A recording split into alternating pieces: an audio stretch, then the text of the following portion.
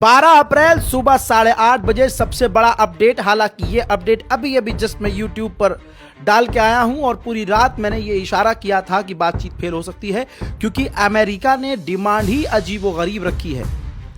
मैं बता दूं सीधी पॉइंट की बात कि अमेरिका के वाइस प्रेसिडेंट ने इस्लामाबाद में प्रेस कॉन्फ्रेंस करके साफ साफ कह दिया है कि बातचीत हमारी फेल हो गई है और 12 घंटा से लेकर 22 घंटे तक ईरान से बातचीत हर मुद्दे पर करने के बाद कोई सॉल्यूशन नहीं निकला है।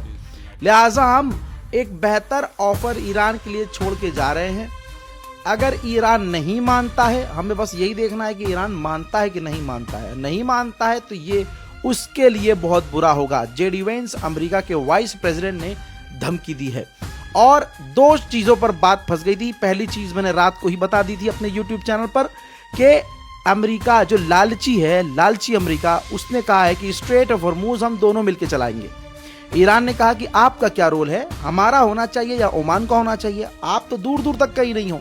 अमेरिका जिद पर अड़ गया लालची, जिसके बाद पाकिस्तान ने भी अमेरिका की ही जबान बोली और ईरान को यह सजेशन दिया कि आप और अमेरिका मिलकर स्ट्रेट ऑफ हॉर्मूज चला लो और क्या चाहिए, साथ में बिजनेस कर लो। ईरान ने मना कर दिया।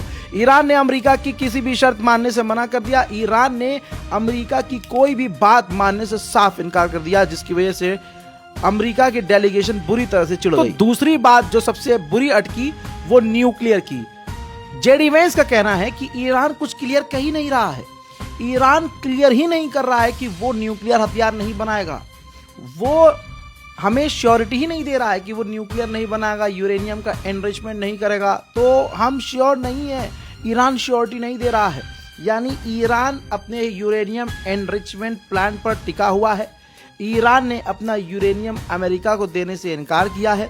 ईरान ने स्ट्रेट ऑफ हॉर्मूज में शेयर करने के लिए मना कर दिया है कि भैया हम आपके साथ शेयरिंग नहीं करेंगे, हमारा है, हमारा ही राज रहेगा। जिसकी वजह से अमेरिका के राष्ट्रपति बुरी तरह से चिढ़ चुके हैं, डोनाल्ड ट्रंप चिढ़ चुके हैं ऑब्वियसली, और जेडी वेंस ने ऐलान ही कर दिया है और उन्होंने कहा है कि हम पाकिस्तान से निकल रहे हैं, हम जा रहे हैं। तो अब सीधी बात है, जब तक अब कुछ नहीं होता है तब तक बस इंतजार ही करना है और ये इशारा है जंग का कि अब जंग होगी। जंग की संभावनाएं बढ़ चुकी हैं, बातचीत पूरी तरह से फेल हो गई है। शेयर कर दो यार।